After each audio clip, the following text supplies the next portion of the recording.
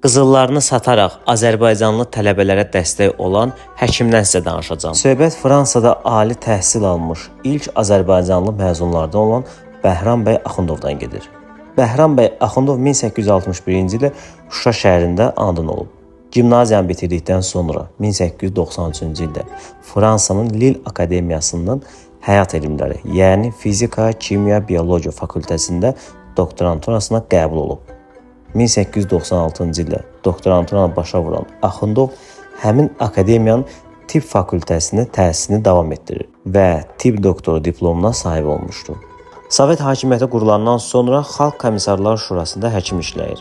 Şuranın 1921-ci ildə keçirilən iclasında 1918-ci ildə xaricə təhsil almağa göndərilən tələbələrin səhhətinə nəzarət məhz Bəhram bəyə tapşırılır. Avropaya elzam olunan Bəhram bəyə pul əvəzinə qiymətli daşqaşlar ayrılır.